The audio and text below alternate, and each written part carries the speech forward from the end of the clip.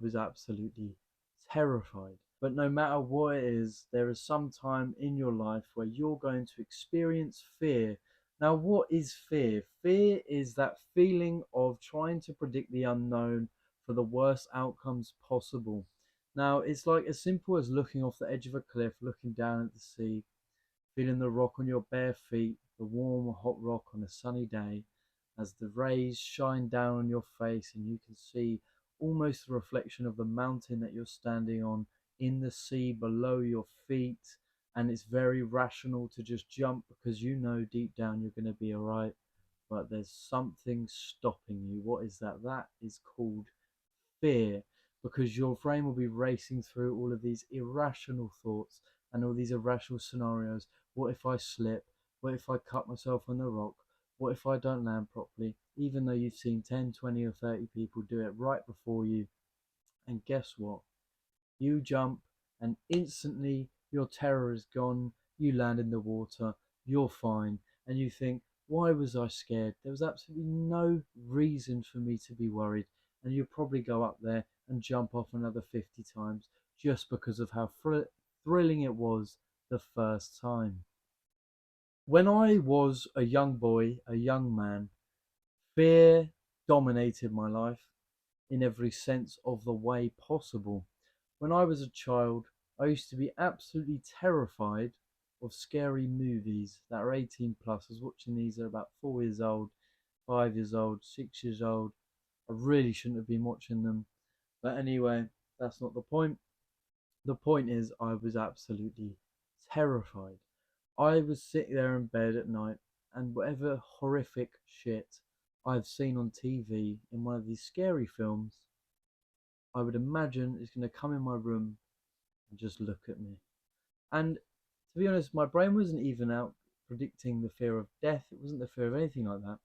It was just these things that made me jump and shiver and shake in terror. The thought of those just being in front of me was what the fear was. And of course, it was completely irrational, but I was so young that I could not understand the fact that it was just a film. And I'd lie there in bed, shaking, terrified, waiting. I'd be under my covers, really hot, really warm, letting a bit of air. As I let in a bit of air, I'd look out to the side. A bit of air would come in, there's nothing there. I'm good. Be sweating, be too terrified, and nothing would happen. I'd fall asleep, and I'd wake up the next day, completely forget about it. The night would come, and it would all happen again. And this went on for a long time until I discovered that I could overcome my fears, because over time it was just getting so sickening of being so terrified on my own of these little demons that don't exist, that put together a plan. I'm going to go out that door, because I'd be lying in my bed, right? And I'd imagine my door was in front of me, closed. And I'd imagine whatever's creeping me out of my head would be stood behind that door, waiting. And I'd open the door. If I ever heard a creak at night, before I get into this, I was completely convinced that creak was that little demon fucker ready to get me. Obviously, it's just a creak. Anyway, I went out the door, shaking, terrified, be over twisting it and be like, no, I don't want to do this. Be peeking out, nothing there. Run into my bed, jump like a bloody squirrel with wings, fly onto that motherfucker, put myself straight under the sheets, shaking and terrified for no reason, and finally fall asleep. After a while, my plan had to get much better, because this was going on far too long. Years, by the way. My parents lived in separate houses. One of them I couldn't sleep in for 2 years because of the terror. And I was convinced this fear is, the more I thought about it, the more real it became, the more convinced I was that maybe there are demons after me for absolutely no reason. And I was sick of it, and I said, I need to face this fear. So what I did is I came up with a new plan. The door, looking behind the door, wasn't enough. I needed to face my fear head on, and I was gonna watch loads of fucking scary movies, which now looking back is quite a stupid idea, because if I didn't make it through, I'd just be even more terrified. But I was so scared to the point where I would go on my computer. I think I was about 9 years old at this point. Type in a really scary film, sit there on a pirated website and watch the whole thing, just staring at it, terrified, watch it all, and then, okay, now I'm more scared. Let's watch another one. And I repeated this cycle, I can't remember how many times, but I watched so many fucking terrifying films in a short period of time. The fear went away. For some reason it worked. I'd just seen it so much, I was so desensitized. I just didn't care. I was over it. And I wasn't completely over it. If someone like went, whoa, I'd still absolutely shit myself. But majority of the fear was long gone, and we was good to go. Another thing about fear is usually in social interactions. You've got the fear of public speaking, which is the most common fear in the world, and also social anxiety, speaking to regular human beings. Now, there are scary fuckers out there that maybe you probably shouldn't speak to, but the majority of people are going to do you no harm on first interaction anyway. But I used to have incredible social anxiety, disgusting, filthy, horrific social anxiety, so bad where I couldn't even talk to my own family without shaking, hot, and hey, how are you? How are you, Jasper? I just fine. I just didn't want to talk to anyone. I appeared really rude, but I was genuinely dying inside. I was so anxious and terrified with anyone talking to me that I simply would just hope for the conversation to never happen. And if someone says hello, I would just say hello, and that was that. I couldn't deal with it. And again, this didn't go away on its own. No fear in life will just go away one day.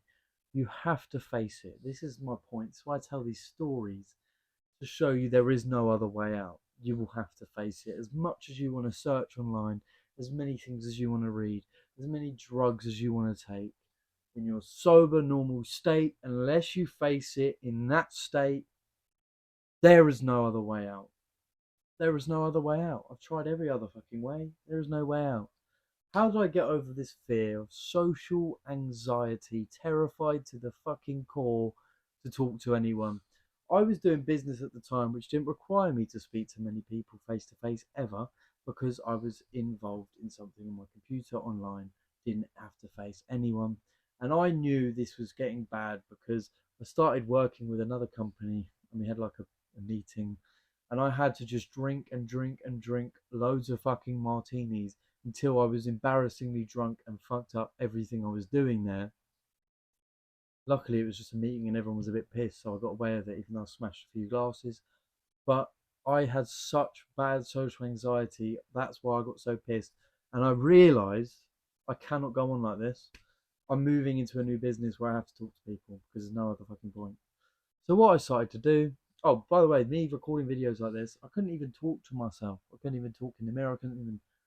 I was just so scared of nothing. All in your head, isn't it? Anyway, I got into a new business which required me to close deals face to face with business owners because it was in marketing, digital marketing. So I wrote down a bunch of businesses that I wanted to go and talk to, go speak to, And these business owners, I thought, let's step it up a notch, right? If we're going to fully face this fear, we do it like an absolute god. And what did I do? I wrote down 20 or 30 business names in central London, right by Waterloo Station. So essentially, I'd get off the train to face these fears and instantly start talking to businesses. That was the idea. Wrote down this plan, wrote down a pitch. I just did everything possible but leave the door and go and speak to anyone.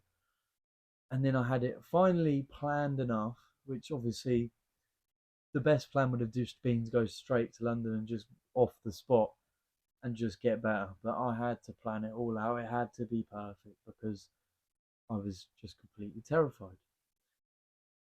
The first day of where I was meant to go there, I had my shower, got my clothes on, ready to go. And I convinced myself every single excuse possible of why I couldn't get out of the house and go to central London that day to speak to these business owners. And I was convinced. I was fully convinced. And I was like, yeah, nah, today, busy, mate. Absolutely no chance doing it today. And at the end of the day, I felt like such a pussy. And I was just so annoyed. And I came to truth to myself. Could have spoke to some people that day. And what I chose to do is, instead of continuing to be a pussy, I woke up the next day. And I think I was so embarrassed, even just the thought of how just terrified I was. I didn't even go there. That I went the next day. I got on that train to Waterloo, reading everything that I planned, like it's gonna mean anything. Oh yeah, oh yeah, we'll do this, we'll do that. Okay, remember the pitch. You ain't gonna pitch when you're that terrified. No one's gonna pitch. Anyway, got off the train, see the first spot because it was a business in Waterloo Station. And I just stared at it. Yeah. Let's have a cigarette first. Cigarette. Enjoyed the cigarette. Go on my way back in. See it. Walk past it. Walk past it another time. Walk past it another time. Maybe we'll have another cigarette. This is all genuinely what happened. Went and had another cigarette. And like, you're just a pussy at this point. Fair play, you did get here. But being a pussy. So, what happened? I went in there. Hi, could I speak to your manager, please? Speaking. Terrified. I just have a business and I wanted to show you a bit about what I'm doing and I could probably help you get more customers. Okay, have you got a card? Thank you. Run straight out, terrified. But I had this rush of pleasure go through me because it was the first time ever I overcame that a tiny bit, even though I absolutely flopped it all up. It wasn't the point of getting the actual client. The point was to be able to speak to people normally like a human, and I fucking did it. So on to the next place we went.